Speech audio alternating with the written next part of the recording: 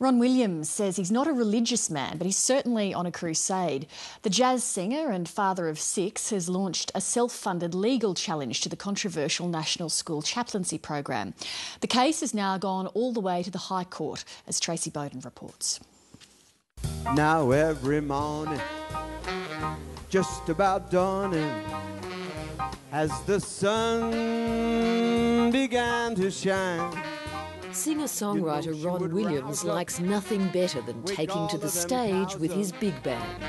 Walk 'em down to a daddy's mind. But this week he's playing to a very different crowd in the highest court in the land. It just kept rolling on. It just kept going down the freeway like a big sacred cow that nobody's really game to touch. So it really did have to be taken to the High Court.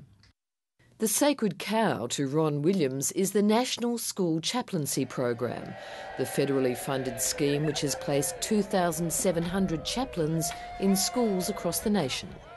What prompted me to take it on was that there were a lot of other parents feeling that they were in the same boat. So I guess somebody had to do it for them, and it just turned out to be me. The full bench of the High Court is being asked to rule on whether employment criteria and funding for the chaplains program breach the Constitution. This is an important test case in the High Court of two major questions. The first relates to the ability of the Commonwealth to set up an office where there's a religious test for that office, and the second is a big battle about our federal system and the ability of the Commonwealth to directly fund certain activities without channeling that money via the states. This is the case of father of 6 Ron Williams, the plaintiff, against the Commonwealth of Australia and Scripture Union Queensland. Don't say a word. You are being cautioned. Former rugby league referee Tim Mander is the chief executive of Scripture Union Queensland, the nation's largest provider of school chaplains. He's become the public advocate and defender of the work of the chaplains. We're very concerned that the future of school chaplains could be determined on a legal technicality. Ron Williams' family is at the heart of his challenge. When he enrolled his oldest child at the local public school in Toowoomba, he was troubled by the messages his son brought home. The case of our son, we'd asked that he be excluded from religious instruction, and so other children, or a couple of other children, probably zealous kids, had told him that he'd go to hell because he wasn't doing RI. It's coming. After the introduction of government-funded chaplains into his children's school, Ron Williams launched his push against the program, putting his message into song. Just give me that old-timey education, that Queensland education, the secular education of 1875. So what was your concern about the impact of these chaplains on your children?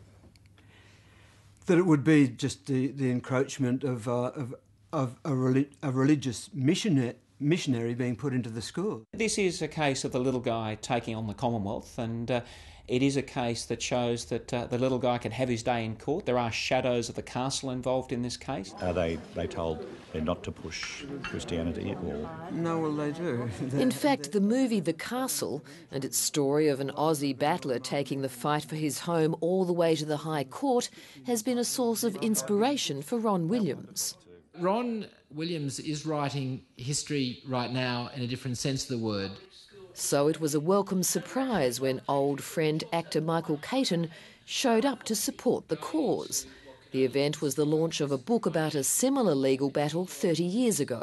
This is a man who's gone to the High Court to get the justice that he believes is due to him. That is the separation of church and state. But Queensland's school chaplains believe justice is also on their side. Tim Mander points to the 70,000 statements of support he's received. The hundreds of chaplains, and therefore the welfare of children, are at risk, and we want the community to know that school chaplaincy is very well received, very well supported, and that we think it'd be a great shame if the federal funding was stopped because of this challenge. Are you driven by the fact that you're anti-religion? Oh no, I'm not anti-religion. No, I'm not anti-religion at all. I am a fervent believer in the constitutional separation of church and state, I do believe that our state schools should be secular spaces for our children. The High Court is expected to announce its decision at the end of the year. Tracy Bowden reports.